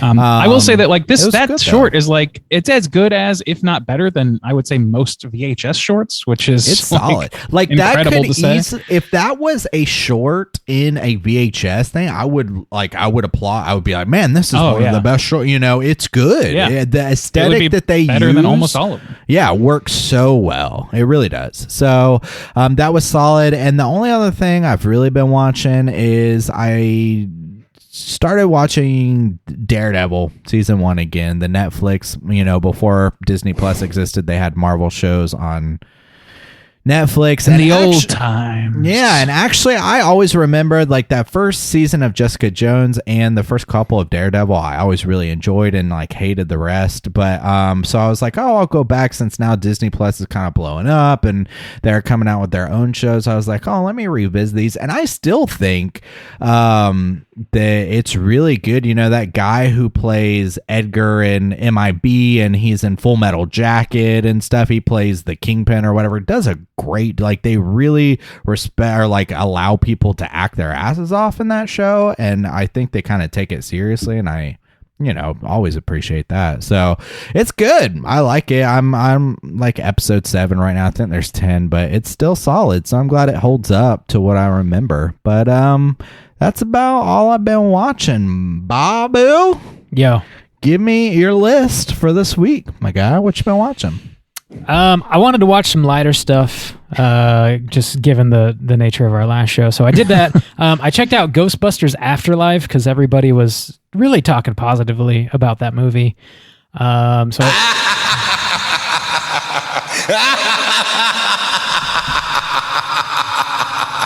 You've fallen victim to one of the classic blunders. Yeah. So I was going to do a mini cast on this, but I decided against it because I didn't want to just like bitch for 30 minutes. So I'll just bitch for 30 seconds instead right here. I don't know, man. I thought this movie was just like a total retread and felt like extremely pandering. When it first started, we're introduced to new characters and I was like, oh, okay, there's like an interesting family dynamic. Paul Rudd is charming as he always is. And then when you actually get into like the ghost type stuff, and it falls apart for me. It's just like a lack of originality, and it just feels like it's just pandering. It's pandering as hell, and it drives me nuts. That's probably like the nicest way I can put it. So I'll just go ahead and move on. I've been watching Treme. If you're unfamiliar with Treme, it's an HBO series. There's like 4 seasons out there. It's a portrait of a city. It's basically a portrait of New Orleans. It's from producer David Simon, who also put The Wire out, which is like, regarded as one of the better shows ever made. If you have any interest in The Wire or just in the city of New Orleans, I would definitely recommend checking out Treme. It is phenomenal. It doesn't have the same level of like police procedural type stuff that The Wire has, although there is an element of that in this show, but it's really it encapsulates like musicians and like the food culture, and it picks up like right after Hurricane Katrina hit, so they're trying to like get back into the city, and it gets into the politics of like how they're trying to like not reopen some of the housing projects and keep certain people out, and people taking advantage of the situation at the time. So it's like historic and interesting, and I don't know, I love the city, so I get a lot of enjoyment out of the show. Also, I checked out. I didn't get past. Oh, sorry. How far did you get? I was just gonna say, I only got 1 season of that in, but I did quite enjoy it. Like, it is very much like The Wire. It just doesn't have, the drug war stuff going on necessarily. It does that broad spectrum look at the culture of a city, which is hard to do well, and I thought was done pretty well. John Goodman's in that first season, at least. Yeah, John Goodman's in it. The cast is incredible, man. Steve Zahn. Fucking love Steve Zahn. Steve. Nice. Zahn. I've never watched it. I didn't realize he was in it. Yeah. Steve Zahn kicks ass. It's worth it, man. It's great. Yeah, it gets into the politics of the city. Obviously, the culture, like the parades, the Indians. There's a couple episodes that take place on Mardi Gras. They get into all that, all the different like floats, and it's great. Check it out. That show taught me that saying New Orleans would make people very upset with you if you say it to them. New Orleans. How about New Orleans? Does that work? That does, as long as you do it as condescendingly as you just did. New Orleans. How about that? You nailed it. Perfect. Man. I also watched Jackass Forever. Whoa! America's Sweethearts unseating Spider-Man at the box office, I've heard. Really? Wow. I didn't know that. Yeah. That's wow. Very impressive. I don't remember the exact metric. It may be like just opening weekend or whatever, or opening night, but I gotcha. It bested it. Yeah, this movie was phenomenal. I loved it. It was exactly what I was looking for. Just some dumb ass humor by the Jackass crew. They introduced like some new characters because they're getting old as hell, and like they really just shouldn't even be doing what they are doing still. It's some of the shit they do is like, they have to like ramp up each movie in some way. Like they kind of outdo themselves every time. I think this is my favorite like opening sequence. I won't spoil it, but it's probably my favorite one. I don't know. And the newer casts of characters that they're bringing in are also like charming, and they have a lot of personality to them. They're not just like random dudes that can take a hit. They kind of have like, a little bit more to them, like the rest of the original Jackass crew. It's a bunch of like, dick humor, but it's like oddly wholesome in that everybody just like loves the shit out of everybody, and they're just hanging out with their friends. I don't know. It's a weird dichotomy that I love. There's the whole culture, like Jackass has like come around to being like heralded as like the most wholesome thing in existence, basically. Yeah. At least the most wholesome. I saw many people say like this is the opposite of toxic masculinity and shit like that. That is, and it's kind of true.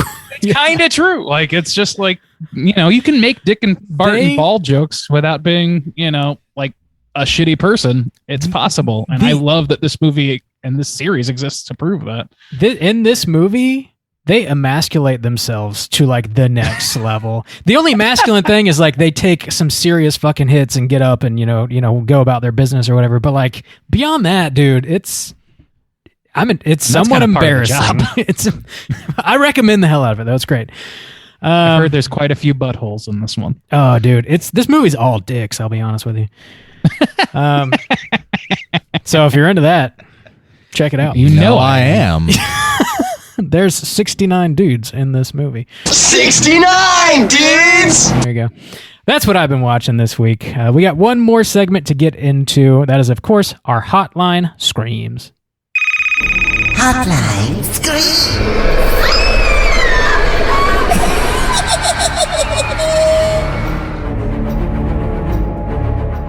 If you're listening and would like to call in and leave us a voicemail to be featured on next week's show, hit us up at 904-638-3231.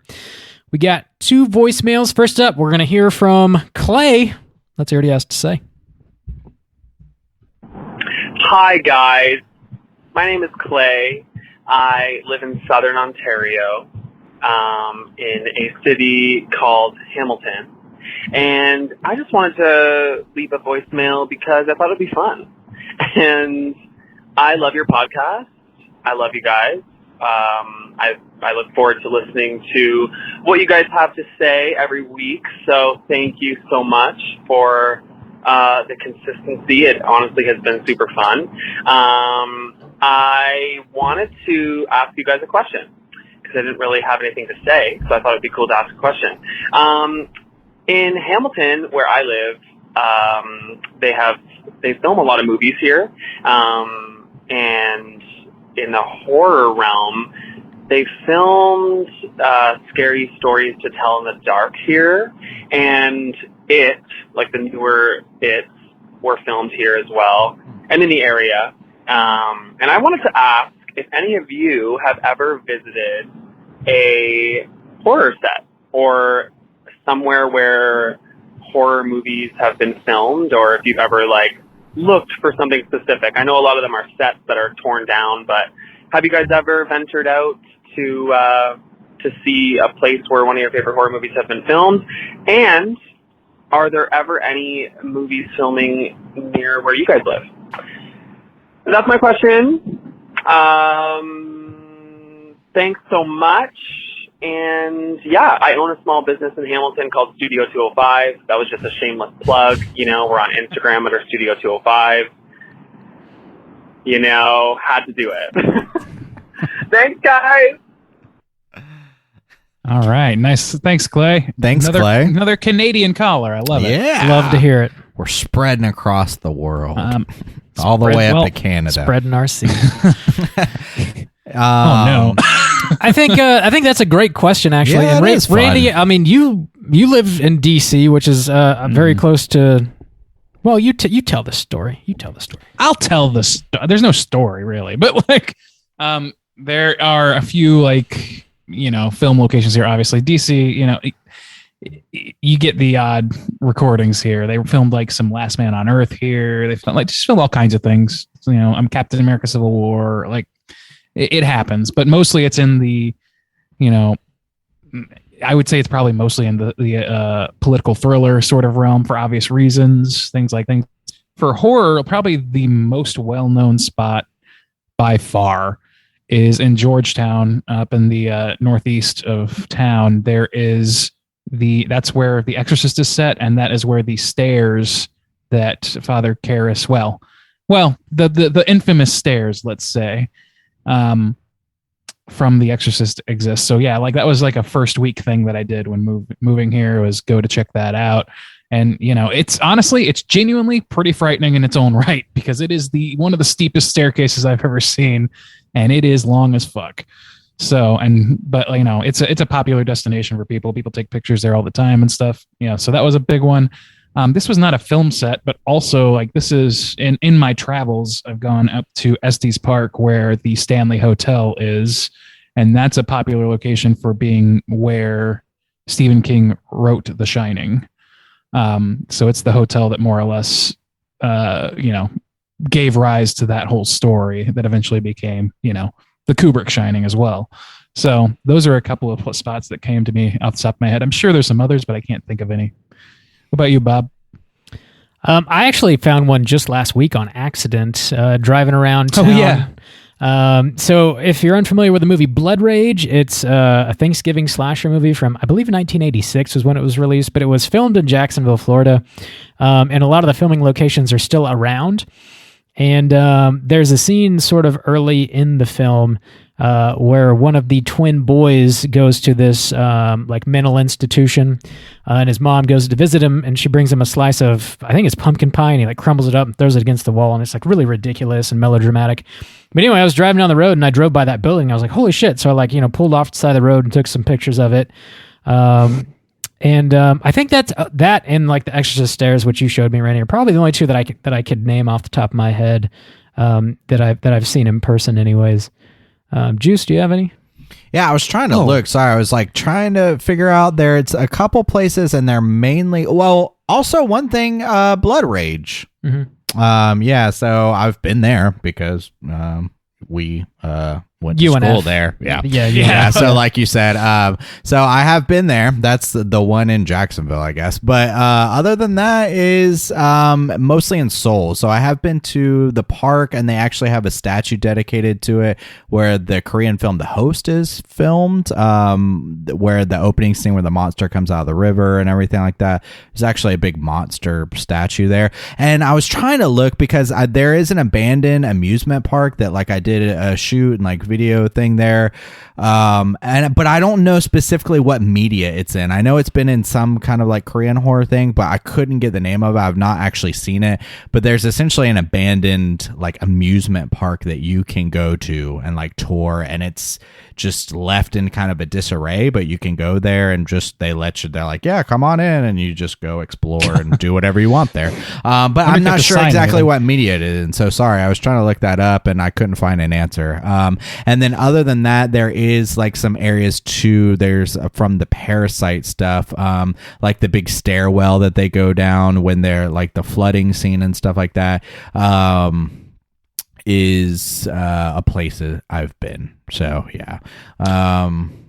But so mostly in Korea, except for, like you said, UNF, which we've all been to. Swoop, baby, swoop. I just remembered another one, actually. Yeah. There was one more that we went to, Becky and I. We went to Bodega Bay, which is the famous site of the Birds, Hitchcock's The Birds. And Nice. we went and saw the schoolhouse, which is, I think it's a church now, if I remember right. I have pictures there, whatever. But at the time, it was like full throttle pandemic situation, so we couldn't go in anywhere. We were just traveling around. And buddy, like that's not even the best thing about that area. That is one of the most beautiful areas I've ever set foot in, to be perfectly honest. This Northern California, it's, what is it, like, I want to say an hour, 2 hours north of San Francisco, right on the coast. You can walk up to a cliff and look down. It is fucking beautiful. And yeah, that was also just like a really cool thing. It was like, oh shit, Bodega Bay, yeah, we're gonna stop here. And there's not much there. There's a few people selling postcards or whatever, and then like a phone booth with a mannequin dressed as not Marion Crane, whatever the character's name was, like trapped in there or whatever. But for the most part, it's just sort of a little sleepy town. Solid. Nice. Yeah. We also, one time when we went to New Orleans, they were actually filming Treme, speaking of Treme. And the character of Antoine Baptiste, played by, I forget the actor's name. He was Moreland, right? I don't know his name. Bunk, yeah. Bunk, yeah. Same actor. Yeah, he was walking Wendell Pierce is his name. Wendell Pierce, thank you. He was walking out of a bar and into another one. And I was like, yo, Bunk. That was at the Blue Nile is where we were at. Nile, yeah, he was coming out of there. I got a quick video of that guy. You did, yeah. I think. No, it was when we went for Halloween. Halloween. Yeah. I didn't go with that. I was having a Halloween stroll. I got a quick little video of that man coming out of a bar. Whoa. Yeah. What's that Madam whoever, the torture queen of New Orleans that they did in American Horror Story and Kathy Bates? Oh, I can't remember. Shit. We passed by her home. Yeah, for sure. Yeah. Is there anything in St. Augustine that they filmed? If I feel like there should be some horror settings Probably, there, yeah. but- Like the fort, I'm sure was something or other. Like, yeah, they do a lot of use the ghost fort, I'm sure. horrors, but Yeah, they did one of those ghost hunting shows at the lighthouse because it's Okay. famously haunted. I don't know. Yeah. what was that? That's thanks for calling, Clay. That was a hell of a question. yeah, very, good, very good question. call, Clay. Yeah. Thanks. We got one more voicemail to get to, and it's going to be from Matt. Let's hear what he has to say.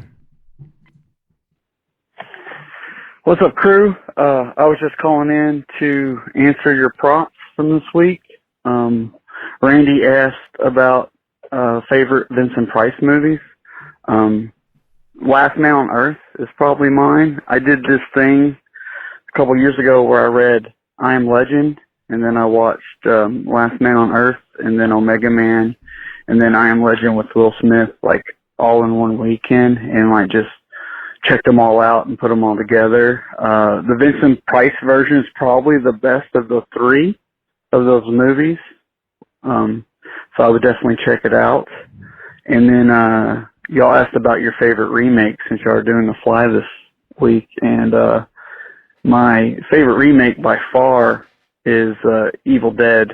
That Evil Dead remake is damn near a perfect horror movie as far as tone and visual effects, and just the writing's pretty clean for such a simple plot. That's like on my must watch every Halloween. Anyway, I hope you are having a good show, and I can't wait to listen to it. Hard with us. Thanks, Matt. We appreciate that. And the Last Man on Earth, I definitely am drawn to watching that one because this is, I know, a non sequitur kind of, but I was a huge fan of The Last Man on Earth with the Will Forte show. The same thing. It's great. Oh yeah, which is very clearly in the same vein as a Vincent Price horror thriller or whatever. He bathes in a pool of margaritas. It's as Dude, good, yeah, that many margarita times pool I will is say. gross. And he has a poop pool, Just like Vincent Price. just like Vincent. Poop But yes, pool. yeah. Damn. Yeah, you know your poo pool. The funk of 40,000 years. He's like out in the desert too, isn't he? Or like Arizona? Nevada? or Yeah, he's something? in No, Tucson. God. Tucson. That is I not live where in I would Tucson. park my life. Dude, well, that's where he's from, the character, but yeah, Uh, totally agree. And eventually I think he does make a move Yeah. in the show. Because why? Why would you stick around in the fucking desert where you can't even grow shit? Yeah. Yeah. Solid Vincent Price flick. Good choice. Yeah. What was the other prompt here? I lost it. I lost the We're thread. talking about the Remakes. remakes. I was The just remakes. looking Oh, some yeah, up. that's an interesting choice. The Evil Dead.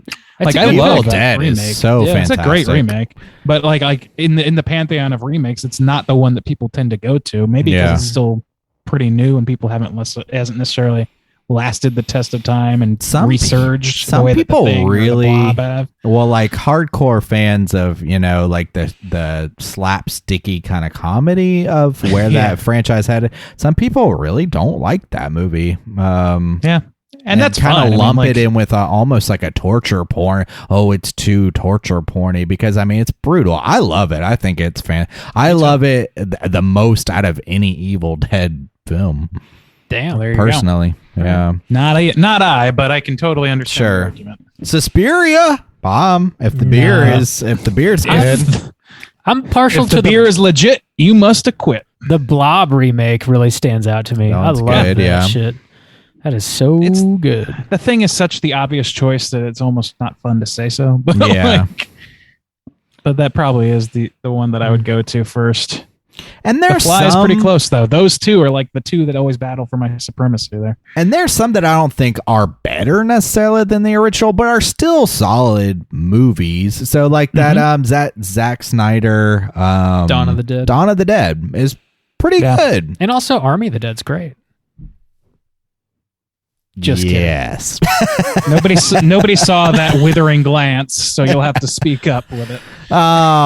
So I mean there's some remakes that come out. House of Wax, when we actually reviewed it, was actually not too bad. The original is one of my favorite Vincent Price movies. Okay. I've never seen the it's original. very good. So Check but I it mean out. as far as remakes go, 13 Ghosts Boys, I prefer the remake. There you I do go. prefer the remake. Lillard killing it. There's so Speaking many like Willard, solid and good maybe. ones. Yeah. I've never seen either, so I can't say. But anyway, Never No, seen there's- either. there's a We bunch. covered it. You no, must no, have skipped that. either Willard movies. I thought you were talking Oh. about 13 Ghosts. I just rhymed with Lillard. My I brain gotcha. works like a fucking connect the dots game. It's not Lillard, not intelligence. It's Willard. just fucking, Yeah. We follow. Yeah. It makes sense. yeah, it's dumb. Thanks for calling, Matt. Always good to hear from you. Hashtag hard with us. Forever hard with us. If you want to call in and leave a voicemail to be featured on next week's show, hit us up at 904-638-3231. Do you guys have any prompts you want to throw out for next week? What is none of your business? Yes. Yes! Yeah. Wait, what's our movie next week? It's A Girl Walks Home Alone at Night. We're getting romantic with Okay, it let's for see if there's anything Valentine's we can link to What that. are you doing on Valentine's Day? What's your move? What are you doing? Yeah. Oh, hey, perfect time for Hotline Kings. That too, yeah. Hey, It's Valentine's Day. What is the kink that you bring into the bedroom on Valentine's? Yeah. specifically? This is the Sticking time. candy This is the hearts in time someone's where butt? What are you doing? that's the time where people, if they're gonna be brave enough to bring it up, this is gonna be when they do it. Be mine. Right on the butthole. Be my victim. Be my Valentine. So I think it's perfect time for Hotline Kings. Call in, let us know, or send us an email. Let us know what your kinks are. It just Justin- seems like more shit I gotta do now. Justin wants to know. I need what you're to. doing. I think we haven't. He's done it writing in an a while, erotic and I'm like, memoir. oh yeah, It's that's the fodder. perfect time for it. And I wouldn't have thought about it unless you brought it up. Yeah. Yeah. What you doing on Valentine's Day? How's it going down? Share with us. Also, if you got like a ridiculous like old Valentine's Day story, Yeah. drop us a line. Tell us about like Oh, do you have a cringe? a good one or a Valentine's cringe story? one. Yeah. That could work out. A true horror Valentine story. There's got to be somebody listening that's Oh, like, yeah. fuck, I got The a story story. of Saint Valentine. Oh yeah. No. No, we don't want to go back that far. No. No. Yeah, hit us up, 904-638-3231. Next week, we're talking about the winner of the February poll, which is A Girl Walks Home Alone at Night from 2014. Before next week's show, hit us up on the iTunes, on the Instagram, hit us up on the Twitter, hit us up on our website. We got to give mad shouts outs to the Slack. If you guys are listening and you want to join in on our Slack channel, join in on the daily conversations that we have. We talk about the movie of the week, but we also talk about TV shows, video games. We trade food recipes. We talk about books, comic books, just life stuff, literally anything and everything each and every day of the week. It's a lot of fun. It's been great getting to know some of our listeners. If you want to join in on that, just hit us up on one of our social media outlets and I'll send you a link so you can join. It's super easy to do and it's a lot of fun. I think that's going to do it for us this week at Straight Chilling. Until next week, as always, all you mother truckers, please keep chilling. Can you dig it?